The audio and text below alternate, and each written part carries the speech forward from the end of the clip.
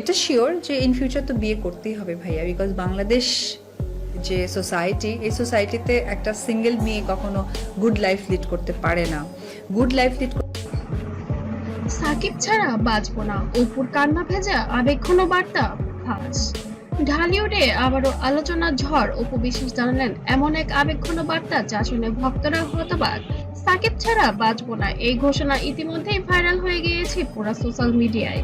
বছরের পর বছর সাকিব অপুর সম্পর্ক নিয়ে নানা জল্পনা চলছে। একসময় দূরত্ব, অভিমান আর বিচ্ছেদের খবর ছিল ভক্তদের মন খারাপ, কিন্তু এবার অপু ভেঙে দিলেন নীরবতা। তিনি সরাসরি বললেন, আমার জীবনে সাকিব ছাড়া আর কিছুই নেই।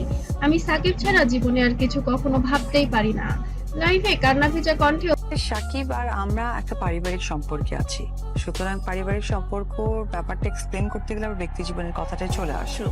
তো একটু আগে যেটা আমি অপু বললেন, আমি যতই শক্ত হওয়ার চেষ্টা করি না কেন, সাকিব ছাড়া আমার দিনগুলো অসম্পূর্ণ। ভক্তরা আমাকে অনেক ভালোবাসা দিয়েছে, কিন্তু আমার জীবনের আসল ভালোবাসা সাকিব খান। এই কথা বলার সাথে সাথেই চোখের জল লুকাতে পারেননি তিনি। অপুর এই আবেগঘন স্বীকারোক্তি পর সোশ্যাল মিডিয়ায় তোলপা শুরু হয়েছে। কেউ বলেছেন একটা ভালোবাসার জয়, কেউ আবার প্রশ্ন তুলেছেন তাহলে কি নতুন করে শুরু হতে যাচ্ছে সাকিব অপুর সংসার। অপুর ঘনিষ্ঠ আমার কাছে স্পেশাল মানুষ শাবনামের বাবা শাকিব খান, তো তার জন্য রান্নাটা করা হয়েছিল। উনি এসেছেন, খেয়েছেন, আমরা ঘুরতে বেরিয়েছিলাম। আব্রাম সূত্র জানাচ্ছে তিনি শুধু আবেগ নয়, বাস্তবেও সাকিবের কাছে ফিরতে চান। এমনকি শোনা যাচ্ছে তিনি সাকিবের কিছু বিশেষ শর্তও জানিয়েছেন, যাতে তারা আবারও একসাথে জীবন শুরু করতে পারেন। এই খবরে ভক্তরা উত্তেজিত হয়ে পড়েছেন। সাকিব ছাড়া বাঁচবো না, অপুর এই আবেগঘন বার্তাকে শুধু ভালোবাসার প্রকাশ, নাকি সম্পর্কের নতুন শুরুর একটি ঘোষণা?